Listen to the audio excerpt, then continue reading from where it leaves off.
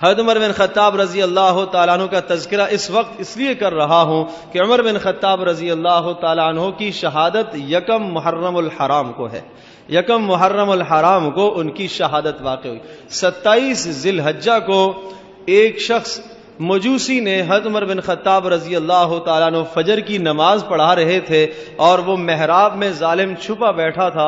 اس نے خنجر سے پے در پہ وار کیے اور حضرت عمر رضی اللہ تعالیٰ عنہ بے ہوش ہو کر گر پڑے. عبد الرحمن بن عوف رضی اللہ تعالیٰ عنہ آگے بڑھے, انہوں نے نماز مکمل کروائی. حضرت عمر بن خطاب رضی اللہ تعالیٰ عنہ کو گھر لایا گیا, ضروری وصیتیں کی, لیکن زخموں کی حالت ایسی ہو گئی تھی کہ زندگی بھی بجھ گئی اور اختتام کا وقت اللہ کی جانب سے بھی آ گیا. تو یکم محرم الحرام کو ان کی شہادت ہوئی ہے. 27 کو زخمی ہوئے اور یکم کو ان کی شہادت واقع ہوئی ہے. تو اسی مناسبت سے یہ سوچا کہ محرم کے مہینے کا آغاز ہے, نئے اسلامی سال کا آغاز ہے. محدثین اور مفسرین نے یہاں بڑا ایک عجیب نکتہ لکھا ہے کہ حضرت عمر بن خطاب رضی اللہ تعالیٰ عنہ ذی الحجہ کی آخر میں انہیں زخم لگے اور محرم کے آغاز میں پہلے دن میں ان کی شہادت ہوئی ہے. اور یہ واقعہ شاید آپ نے سنا ہوگا, جس کا تذکرہ ابھی میں آگے کروں گا, کہ حضرت عمر بن خطاب رضی اللہ تعالیٰ عنہ نے سن کا اجرا حضرت عمر بن خطاب رضی اللہ تعالیٰ نے جاری فرمایا تھا. تاریخ اور سن کا اجرا حضرت عمر نے جاری فرمایا تھا.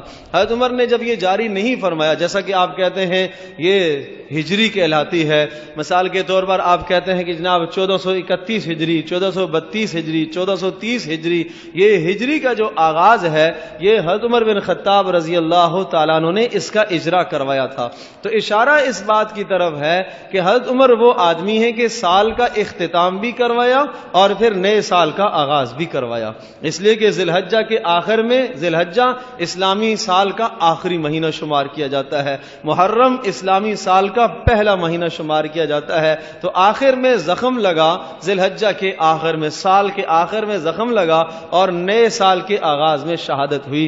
تو گویا کہ اختتام بھی کروا دیا اور آغاز بھی کروا دیا. میرے عزیز دوستو اور بزرگوں, آپ نے کبھی دیکھا ہوگا ایک دائرہ جب آپ کھینچتے ہیں تو اس دائرے کا جہاں اختتام ہوتا ہے وہاں ہی سے اس کا آغاز بھی ہوتا ہے. اس کا مبدا, اس کا منتہا, اس کے آغاز کی جگہ, اس کے انتہا کی جگہ ایک ہی ہوا کرتی ہے. تو عمر بن خطاب رضی اللہ تعالیٰ عنہ آغاز بھی کروا رہے ہیں, انتہا بھی کروا رہے ہیں. تو گویا کہ پورا اسلام اس دائرے کے اندر ہے, پورا مذہب اس دائرے کے اندر ہے کہ جو آدمی حضرت عمر بن خطاب رضی اللہ تعالیٰ عنہ سے محبت رکھے گا وہ حقیقی معنوں میں صاحب ایمان